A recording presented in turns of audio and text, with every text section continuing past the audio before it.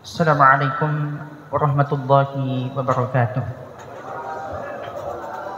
Alhamdulillah, alhamdulillahi rabbil alamin, wa bihi nasta'inu ala umuri dunya waddin.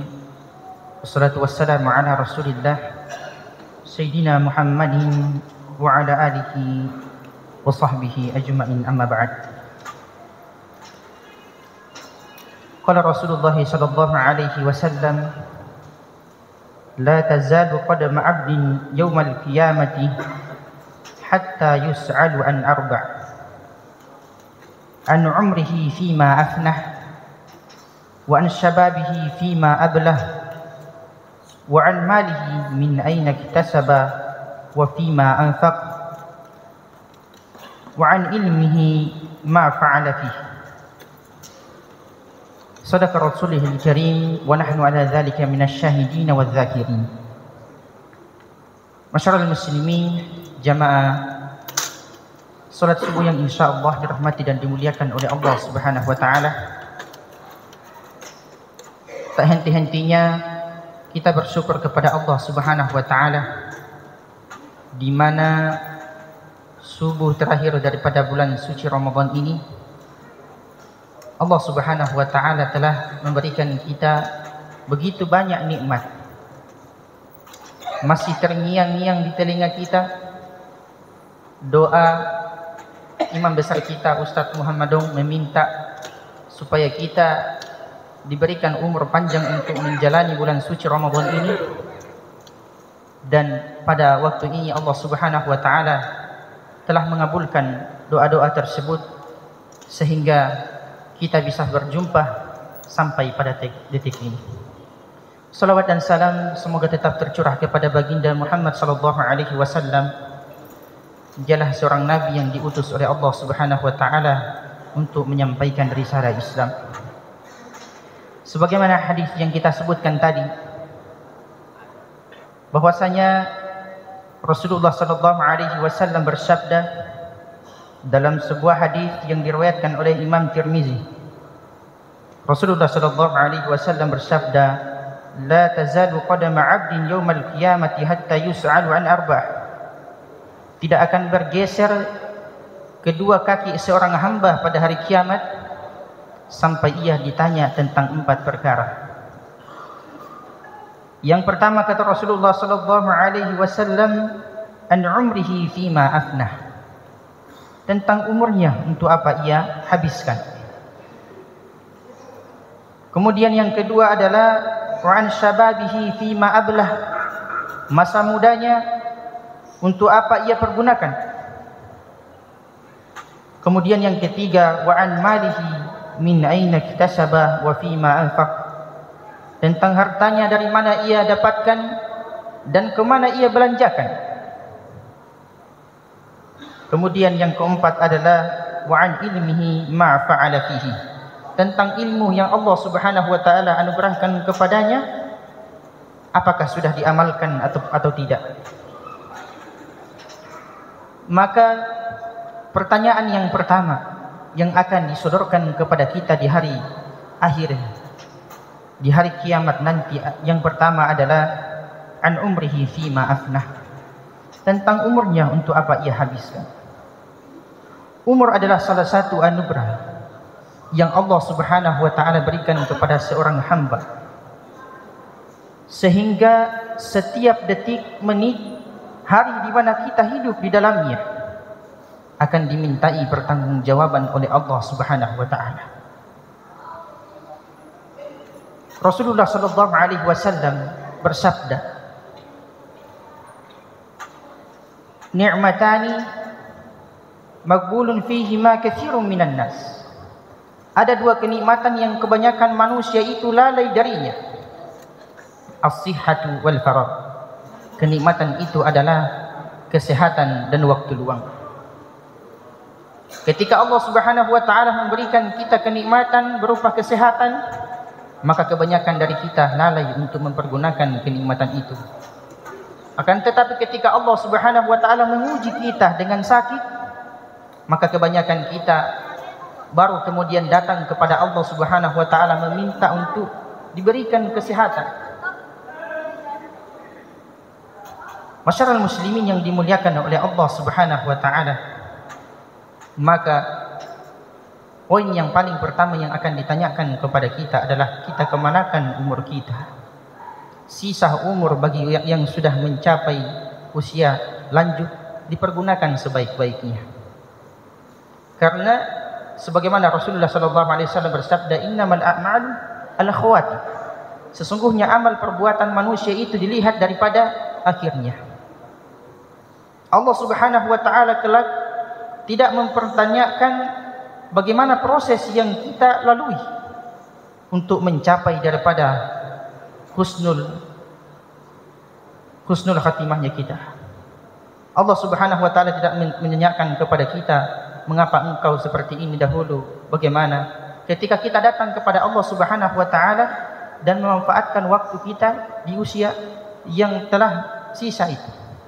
Makanya dalam sebuah hadis di mana Rasulullah sallallahu alaihi wasallam bersabda tentang orang-orang yang di akhir kehidupannya bertabur iman, akan tetapi di akhir kehidupannya telah jatuh ke dalam kekafiran sehingga dimasukkan ke dalam neraka oleh Allah Subhanahu wa taala.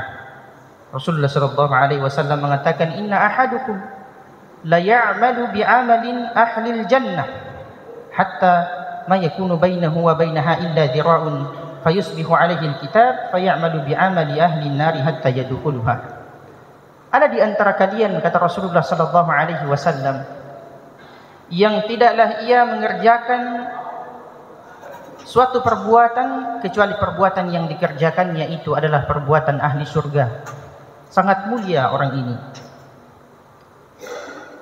Hatta ma yakunu bainahu wa bainaha illa dhira'un, sehingga tidak ada yang membatasi dirinya dengan surga itu kecuali sejengkal, kata Rasulullah. Artinya ketika ia meninggal dalam keadaan itu, maka ia akan dimasukkan ke dalam surganya Allah Subhanahu wa taala. Fayusbihu alaihi alkitab fayamalu bi'amali ahli an-nari hatta yadkhuluha. Akan tetapi di akhir kehidupannya, ketika ia diberikan catatan amal perbuatannya, didapati akhir kehidupannya ia telah melakukan dosa yang sangat besar yang menyebabkan dia masuk ke dalam neraka Allah Subhanahu wa taala, wa'udzu billah. Sebaliknya kata Rasulullah sallallahu alaihi wasallam, inna ahadukum la ya'malu bi'amali ahli an-nari hatta ma yakunu bainahu wa bainaha illa dhira'un. Ada di antara kalian yang tidaklah ia mengerjakan suatu perbuatan kecuali perbuatan yang dikerjakannya itu adalah perbuatan ahli neraka. Artinya tidak ada yang membatasi dia dengan neraka itu kecuali sejengkal, kata Rasulullah sallallahu alaihi wasallam, yaitu kematian. Ketika ia meninggal dalam keadaan itu, maka ia masuk ke dalam neraka. Fayusbihu alaihi alkitab fayamalu bi'amali ahli al-jannah hatta yadkhuluha. Akan tetapi di akhir kehidupannya, ketika ia diberikan catatan amal perbuatannya dan telah didapati bahwa akhir kehidupannya telah melakukan perbuatan ahli surga, sehingga ia dimasukkan ke dalam surga. Masyarakat muslimin yang dimuliakan oleh Allah Subhanahu wa taala, maka inilah yang kita minta. Semoga kita semua diwafatkan di dalam ketaatan kepada Allah Subhanahu wa taala dan kita dimasukkan ke dalam surga oleh Allah Subhanahu wa taala. Masyarakat muslimin yang dimuliakan oleh Allah, yang kedua adalah wa an syababihi fi ma ablah. Masa mudanya akan ditanya kemana ia habiskan. Masa muda hadirin sekalian adalah waktu yang penuh dengan potensi dan semangat. Apabila kita maksimalkan masa muda kita ini untuk belajar agama, untuk membenahi diri dengan ketaatan hal-hal yang positif, maka inilah merupakan fondasi kita untuk mencapai usia tua. Betapa banyak orang yang sukses hari ini disebabkan karena dia telah memanfaatkan usia mudanya dengan sebaik-baiknya. Kita melihat orang-orang yang telah bertabur iman di akhir usianya, itu disebabkan karena dia telah melakukan ketaatan-ketaatan di waktu mudanya, sehingga di waktu tua ia kembali kepada Allah Subhanahu wa taala mudah untuk menemukan jalannya. Hadirin yang dimuliakan oleh Allah Subhanahu wa taala, ketika Umar bin Khattab radhiyallahu anhu memberikan pesan kepada para sahabat yang lain, Beliau mengatakan, hasibu anfusakum qabla an tuhasabu. Hisab-hisab dirimu sebelum engkau dihisab. Wazinu anfusakum qabla an tazunu. Timbang-timbang dirimu sebelum engkau ditimbang. Maka sahabat-sahabat yang lain bertanya, bagaimana menghisab diri itu? Bagaimana menimbang diri itu?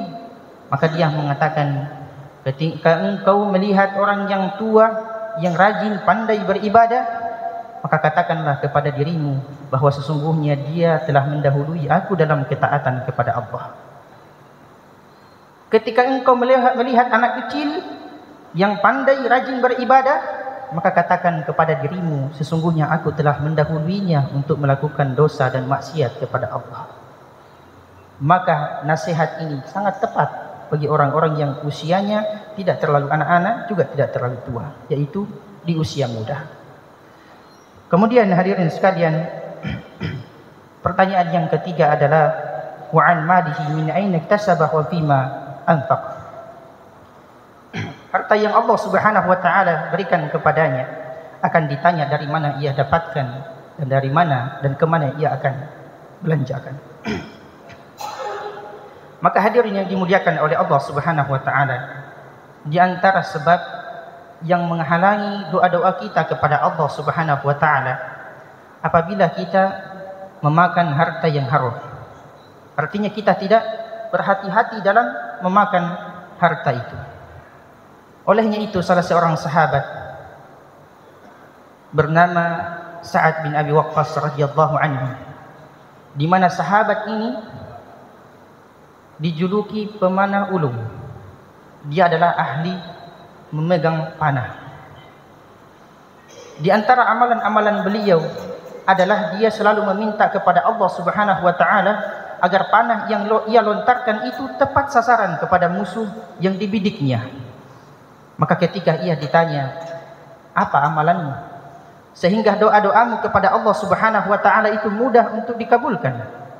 Maka dia mengatakan, saya menjaga diriku dan tidak mengangkat tanganku untuk menyuapkan makanan itu ke dalam tubuhku apabila saya mengetahui bahwa makanan itu ada sumber-sumber haram atau syubhat di dalamnya. Masyarakat muslimin yang dimuliakan oleh Allah Subhanahu wa taala, dalam sebuah hadis diriwayatkan bahwasanya Rasulullah sallallahu alaihi wasallam bersabda, "Dzakar rajulun yatilu safar ash'atha al-bara yamuddu yadayhi ila as-sama'." Beliau sallallahu alaihi wasallam menyebutkan tentang seorang pemuda yang telah melakukan safar, yang di mana bajunya itu compang-camping dipenuhi dengan debu. Kemudian yamuddu yadayhi ila as-sama', dia mengangkat kedua tangannya dan berdoa kepada Allah Subhanahu wa taala dengan mengatakan, ya Rabb, ya Rabb. Dia berdoa kepada Allah Subhanahu wa taala. Kemudian Rasulullah sallallahu alaihi wasallam mengatakan, wa mat'amuhu haramun wa malbasuhu haramun wa guziya bil haram fa inna istajabu lidzalik. Akan tetapi ternyata orang ini telah memakai pakaian yang haram, kemudian ia memakan makanan yang haram, bahkan diberikan makanan dari hal-hal yang haram. Fa anna yastajabu lidzalik. Maka kata Rasulullah sallallahu alaihi wasallam, bagaimana mungkin Allah Subhanahu wa taala akan mengabulkan doa orang-orang semacam ini? Maka dengan bulan suci Ramadan ini kita dicuci, mohon Allah Subhanahu wa taala semoga kita dibebaskan daripada dosa-dosa yang menghalangi kita untuk tidak dikabulkannya doa-doa kita di dalam bulan suci Ramadan ini. Dan terus kita berdoa kepada Allah Subhanahu wa taala, semoga Ramadan ini bukanlah Ramadan untuk kita, sehingga kita bisa berbenah untuk berjumpa dengan Ramadan yang akan datang. Ketika Ramadan ini kita sia-siakan, lalai kita dari melaksanakan sholat, mengaji kita, tidak kita hatamkan Al-Quran itu karena kita terhalangi dengan bacaan kita yang terbata-bata, maka Allah Subhanahu wa taala memberikan 11 bulan untuk kita belajar berbenah sehingga kita berjumpa dengan bulan suci Ramadan itu. Jangan malu hadirin sekalian. Banyak yang malu ketika di usia yang tua untuk belajar Al-Quran. Hilangkan rasa malu itu. Malu yang dibolehkan adalah ketika malu kita berjumpa dengan Allah Subhanahu wa taala dengan tidak mengetahui diri kita. Hadirin yang dimuliakan oleh Allah Subhanahu wa taala, kemudian yang paling terakhir adalah wa an ilmihi fima fa'ala fihi, dan ilmu yang Allah Subhanahu wa taala anugerahkan kepada kita akan ditanya, kemana engkau, apakah engkau sudah mengamalkan ilmu itu atau belum. Terutama kepada ilmu agama ini, bagi siapa yang mempelajarinya maka diamalkan ilmu itu. Tidak mesti kita harus membuka majelis sekolah untuk mengajarkan, akan tetapi memberikan pesan-pesan kepada anak kita, cucu kita, itu adalah amalan yang sangat mulia. Bahkan Rasulullah sallallahu alaihi wasallam mengatakan di dalam sebuah hadis bahwasanya ilmu yang bermanfaat itu adalah salah satu amalan yang tidak akan terputus meskipun orang yang mengamalkannya itu sudah meninggal. Hadirin yang dimuliakan oleh Allah Subhanahu wa taala, juga Allah Subhanahu wa taala menyebutkan tentang orang-orang yang diberikan keutamaan ilmu itu. Allah mengatakan yarfa'illahu alladhina amanu minkum walladhina utul ilma darajat. Allah Subhanahu wa taala akan mengangkat derajat orang-orang yang beriman di antara kalian dan orang-orang yang diberikan keutamaan ilmu yang banyak. Masyarul muslimin yang dimuliakan oleh Allah Subhanahu wa taala, dengan waktu yang singkat ini maka kembali kita berdoa kepada Allah Subhanahu wa taala, semoga 4 pertanyaan yang akan diberikan kepada kita di hari kemudian nanti bisa kita jawab dengan amalan-amalan kita di dalam bulan suci Ramadan yang kita lalui ini. Demikian, hadanallahu wa iyyakum ajmain. Wassalamualaikum warahmatullahi wabarakatuh.